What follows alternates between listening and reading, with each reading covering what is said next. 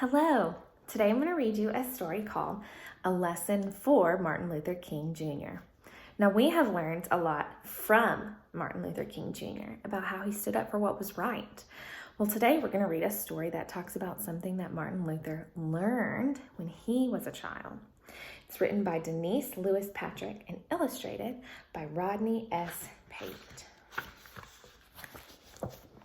It was a sunny, perfect September afternoon. Martin's first day of school was over. He was so excited. He went across the road to the grocery store to tell his best friend all about it. "Bobby, I have my very own reading book. Want to see?" Martin asked. "Maybe later," Bobby said. He seemed really busy, putting cans on a shelf. Bobby's father owned the store. Sometimes Bobby helped out. "Can you play ball when you finish?" Martin asked. He and Bobby had spent the entire summer throwing curveballs and fastballs in the empty lot next to the store. Now they were going to different schools. "Maybe," Bobby grinned at Martin. "Great!" Martin went off to do his homework, but Bobby didn't come over to play that day or the next. On Friday, Martin took some of his mama's oatmeal cookies to the store. Yum. He shoved his baseball into his pocket, just in case. "Hey," Martin called. He held out the cookies. I can't." Bobby said no before Martin asked him anything at all.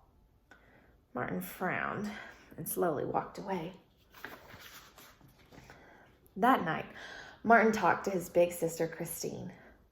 "You think Bobby's mad at me?" "No, maybe his dad wants him to learn more about the store," she told him. Martin decided to ask Bobby if this was true. He watched from his living room window as the store closed. When Bobby ran out to get into his mother's car, Martin ran out too. "Bobby," Martin called. "My papa said I can't play with you anymore." Bobby's face turned red. "Why?" Martin asked. "Because you are colored and I am white, Martin. Papa says colored and white can't mix." Martin watched the car drive off. He didn't understand. Later on at supper time, Martin's father had come home from work. Everyone was at the table. "What's this sad face, son?" his father asked. Martin put down his fork. "Bobby's daddy told him to quit playing with me because I'm not white." "That's not fair!" Christine talked and chewed at the same time. "No, it's not," Daddy said in a serious voice. "Why does color make any difference?" Martin asked. "Well, some white folks believe they are better than we black people." Mama nodded. "So they treat colored people badly. We can't eat in the same restaurants or stay in the same hotels as they do." "And let me tell you, children," Daddy said, "I do not like being treated differently only because of the color of my skin." Martin looked down at his plate. He didn't feel like eating anymore. But then he got an idea. "Can't I change the rules? Can't I change people's minds?" he asked his father. Daddy smiled.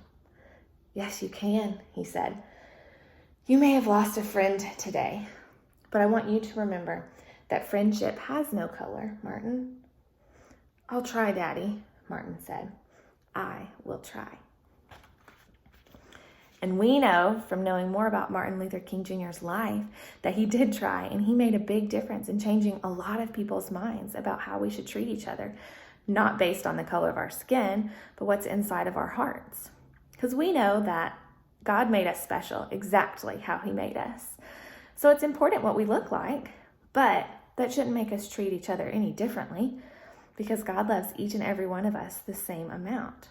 So I want you to think today, Martin wanted to change people's minds, and maybe sometimes you might see other people treating people unkindly based on what they look like. Maybe based on their skin color, or maybe if they have any disabilities, like if they're in a wheelchair or something.